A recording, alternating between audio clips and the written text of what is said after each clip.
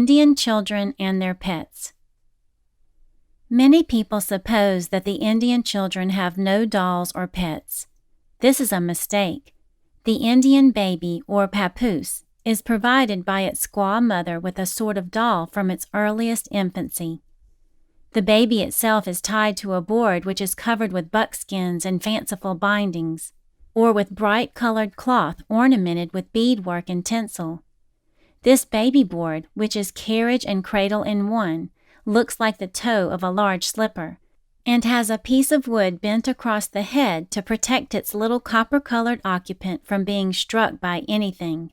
Just as her convenience may prompt, the squaw hangs her papoose, thus cradled, on her back while walking, or in a tree when working about the tent, or on the saddle pommel as represented in the picture. From the protecting headboard hangs suspended the doll composed of feathers, beads, and red cloth, perhaps representing an Indian warrior. The little papoose looks at this dangling image all day long, and this monotonous endeavor often causes a horrible squint from which the little Indian never recovers. The squaw mothers sometimes make miniature papooses, bound to cradle boards in fancy covering, like their own, for the older children to play with. But it is a still commoner sight to see the girls carrying a puppy in a little blanket over their shoulders. It seems strange that they should make of their pets what is considered the greatest delicacy, puppy stew, which is the chief dish of a feast given in commemoration of a child having become a certain age. The little Indians also make pets of crows.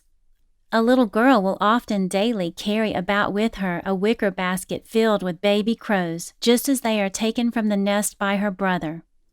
Beside her, an old dog will often be whiled along, dragging her puppies in a similar net or basket stretched across transverse poles.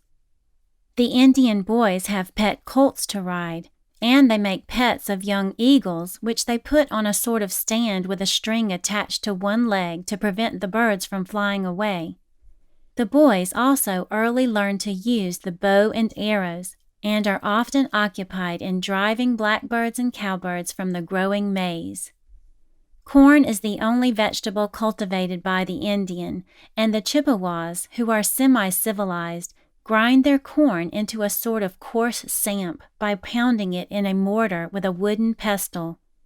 They also roast the ears and dry it for winter use. Great groups of children will sit with a squaw, perhaps mending moccasins, to help them at their work and preserve order, on high platforms the whole day, overlooking the cornfields, so as to drive away the birds as they alight in flocks. Picture number 3 represents a group at a little Indian meal, which plays both ways, as it is Indian meal they are feasting on.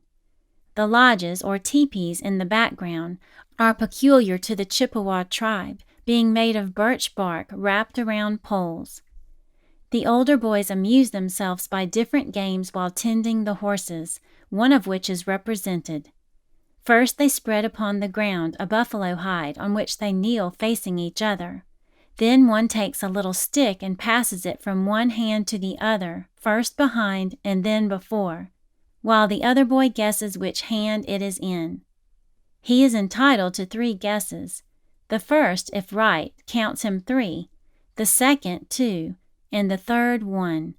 If he misses altogether, he loses according to the number put up for stake. The one guessing designates his guess by hitting his right or left shoulder, according to the hand he thinks his opponent holds it in.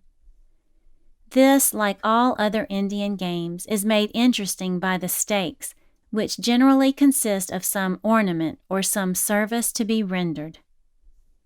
End of section 2.